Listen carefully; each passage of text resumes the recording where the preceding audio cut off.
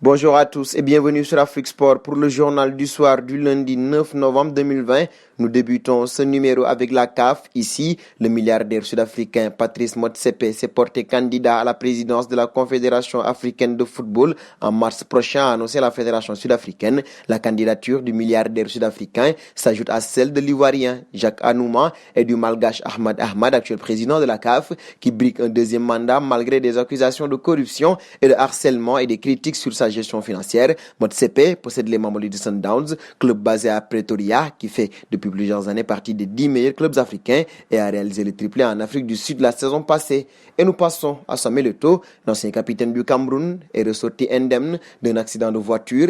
L'ancien joueur du Barça ou de Chelsea voyageait entre Douala et Bafoussam lorsque le 4x4 dans lequel il voyageait a, selon la BBC, été impliqué dans une collision frontale avec un bus. L'avant du 4x4 a été gravement endommagé, mais personne à bord n'a été blessé. À noter que Samuel Eto'o est à Dakar au Sénégal il y a de cela quelques jours. Et parlant du Sénégal, nous nous y rendons. Ici, la Fédération sénégalaise de football confirme les forfaits de Salou Ciss, Ousseynou Ba, Balde Keita, Famara Diédhiou et Idrissa Gana Gueye. Certains ont contracté le Covid-19 à l'instar de Keita, Ciss et Diédhiou, tandis que les autres sont blessés, à l'image de Gueye, sorti en plein match avec son club du PSG contre Rennes. Les remplacements sont déjà connus. Naby Sarr, Sade Thioub, Alpha Dionkou et Formose Mendy sont appelés en renfort. Les deux derniers sont notamment membres de la sélection U20 en préparation pour le tournoi qualificatif UFOA A. L'incertitude pèse également sur le gardien Bingourou Kamara de Strasbourg. Babacar Fall de U20 est en stand-by. Le Sénégal affronte la Guinée-Bissau. Ce sera le 11 novembre à Thiès. Avant le retour le 15 à Bissau, les Lions sont en tête de leur groupe avec 6 points, tandis que les Djur 2 points à 3 unités. Seconde partie de ce journal en France avec Thomas Tuchel. Il se sait toujours sur la sellette au PSG et si son contrat se termine l'été prochain, l'ancien entraîneur du Borussia Dortmund pourrait très bien plier bagage avant en cas de nouvelles désillusions. En période de trêve internationale,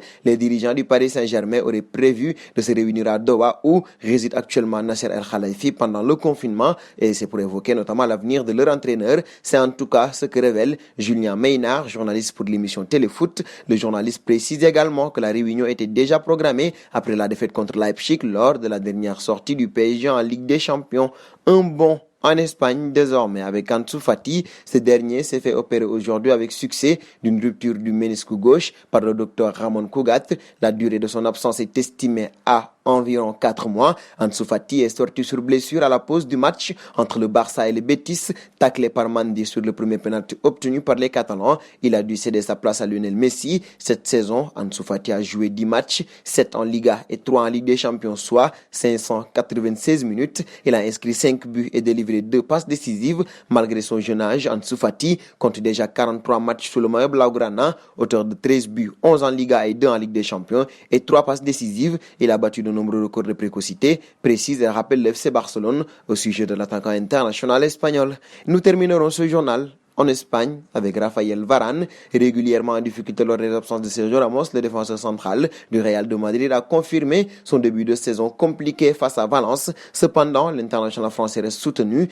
Je suis le coupable car je dois trouver des solutions, à assumer l'entraîneur du Real de Madrid, Zinedine Zidane, qui parlait de match difficile à comprendre parlant de la défense. Il dit ne pas avoir d'excuses. Après le premier but, on s'est effondré, tout s'est accumulé. C'est vrai que derrière, ce n'était pas comme avant, a-t-il dit. Et malgré cet aveu du coach des Merengue, le défenseur de 27 ans reste protégé par son coach et pendant cette trêve internationale, Varane va aussi pouvoir compter sur le soutien de Didier Deschamps. Alors, que pensez-vous des performances de Raphaël Varane? N'hésitez pas à réagir et à débattre en commentaire. Et c'est donc terminé pour ce journal du soir du lundi 9 novembre 2020. Chers amis internautes qui nous suivez d'un peu partout, la famille Afrique Sport s'élargit de jour en jour. Pour nous aider à faire grandir notre chaîne, n'hésitez pas à vous abonner sur Afrique Sport. C'est pour ne rien manquer du football continental et international.